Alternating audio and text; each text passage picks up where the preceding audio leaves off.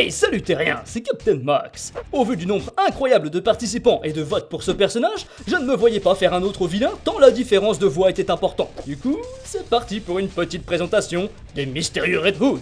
Bang!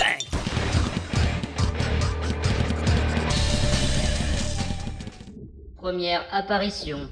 C'est en février 1968, dans le Detective Comics 168, qu'apparaît pour la première fois Red Hood, nom qui signifie chaperon rouge en anglais. L'histoire se déroule dans l'université de Gotham. Nos deux héros, Batman et Robin, acceptent l'offre du commissaire Gordon et donnent des cours d'enquête aux étudiants. Après quelques semaines de formation, ces derniers décident qu'il est grand temps pour eux de passer aux choses sérieuses et de se pencher réellement sur un cas que le Chevalier Noir n'avait pas réussi à résoudre à l'époque. L'affaire Red Hood tient son nom d'un criminel éponyme qui avait réussi à échapper à Bruce et son acolyte il y a quelques années. La classe se met donc au travail, mais c'était sans compter le hors-la-loi, que la réouverture du dossier incite à sortir de sa retraite pour voler l'argent du campus. Après quelques péripéties et la découverte du fonctionnement du suspect, Batman parvient à lui tendre un piège en utilisant des lumières rouges, rendant l'homme aveugle à cause des vitres teintées de son casque de métal. Une fois capturé, il réalise que le bonhomme est un imposteur, Earl Benson, jardinier de l'établissement. Ce dernier avait réussi à attraper et ligoter le vrai Ed Wood, et s'était approprié le costume pour commettre quelques cambriolages avant de livrer l'original à la police, et ainsi être totalement blanchi de ses crimes.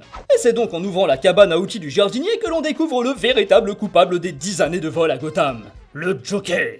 Le clown explique qu'il a commencé sa carrière en tant qu'employé dans un laboratoire, puis a décidé un jour de subtiliser $1 million pour partir en retraite. À l'aise, il s'est alors déguisé avec un chaperon rouge pour cambrioler la caisse d'une compagnie de cartes à jouer. Je suis pas sûr que c'est là qu'il va trouver le plus d'argent, mais bon, pourquoi pas. Mais pas de chance pour lui, il est malencontreusement tombé dans un bachin chimique qu'il a transformé en celui que l'on connaît aujourd'hui sous le nom du Joker. Sa peau est devenue blanche, ses cheveux verts et ses lèvres rouges vifs. Bon oui, c'était pas ouf, mais c'était l'une des premières origines du Joker. Ils ont essayé de faire quelque chose et ce n'était pas si mauvais. La preuve, puisque des années plus tard, le scénariste Alan Moore va remanier cette idée pour créer l'histoire de son Joker dans The Killing Joke. The Killing Joke.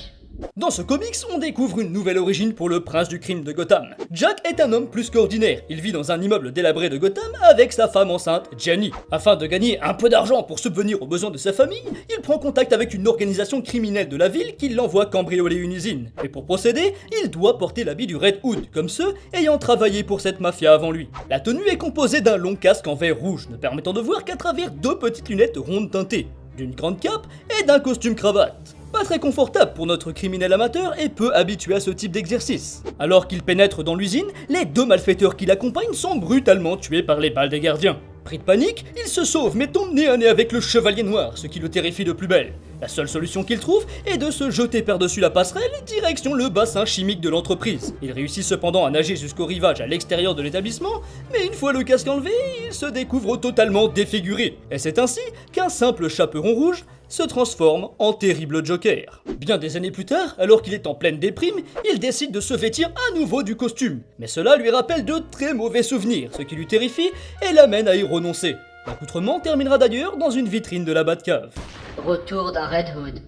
Après le comics Batman, un deuil dans la famille de 1988, l'histoire de Jason Todd, le deuxième Robin, n'a plus évolué pendant de longues années. Car oui, après avoir été attaqué par le Joker à coups de baramine et avoir subi une explosion, notre jeune homme est mort et enterré. Du moins, jusqu'à Batman Silence, où Gueule d'Argile se fait passer pour le défunt et donne un faux espoir à Batman. En même temps, la tombe vide amplifie grandement le doute.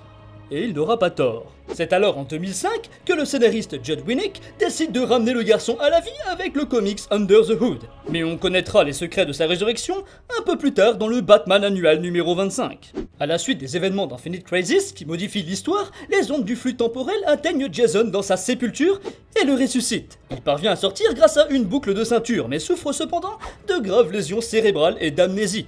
Il est alors recueilli par une maison de convalescence, où il passe plusieurs mois à se remettre de tous ces événements traumatisants. Toutefois, il finit par prendre la fuite et est recueilli par Ra's al Ghul, qui tente de lui rendre la mémoire. Et après plusieurs essais ratés par Talia, la fille de Raz, cette dernière pousse le jeune garçon directement dans le puits de Lazare.